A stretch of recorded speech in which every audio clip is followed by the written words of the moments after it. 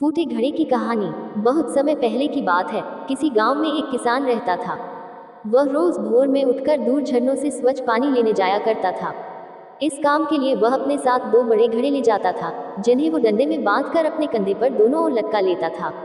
उनमें से एक घड़ा कहीं से फूटा हुआ था और दूसरा एकदम सही था। इस वजह से रोज घर पहुंचते पहुंचते किसान के पास 1.5 घड़ा पानी ही बच पाता था।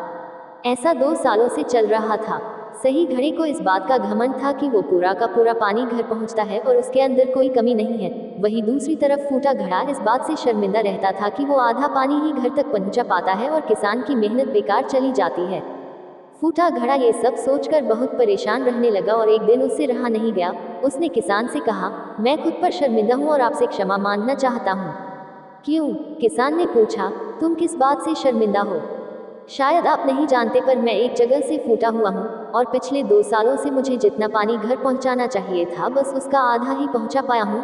मेरे अंदर ये बहुत बड़ी कमी है और इस वजह से आपकी मेहनत बर्बाद होती रही है। फूटे घड़े ने दुखी होते हुए कहा।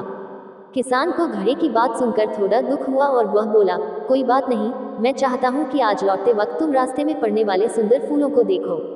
घड़े ने वैसा ही किया। वह रास्ते भर सुंदर फूलों को देखता आया। ऐसा करने से उसकी उदासी कुछ दूर हुई, पर घर पहुंचते पहुंचते फिर उसके अंदर से आधा पानी गिर चुका था। वो मायूस हो गया और किसान से क्षमा मांगने लगा। किसान बोला, शायद तुमने ध्यान नहीं दिया, पूरे रास्ते में जितने भी फूल थे वो बस तुम्हारी तरफ ही थे, सही घड़े की तरफ एक भी फूल नहीं था।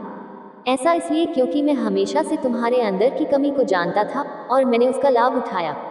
मैंने तुम्हारे तरफ वाले रास्ते पर रंग बिरंगे फूलों के बीज बो दिए थे। तुम रोज थोड़ा थोड़ा करके उन्हें सींचते रहे और पूरे रास्ते को इतना खूबसूरत बना दिया। आज तुम्हारी वजह से ही मैं इन फूलों को भगवान को अर्पित कर पाता हूँ और अपना घर सुंदर बना पाता हूँ। तुम ही सोचो, अगर तुम जैसे हो वैसे नहीं होते तो भला क्या मैं ये सब कुछ कर पाता। ऐसे ही वीडियो देखने के लिए वॉइस कुरियर चैनल को सब्सक्राइब जरूर कर देवें। धन्यवाद।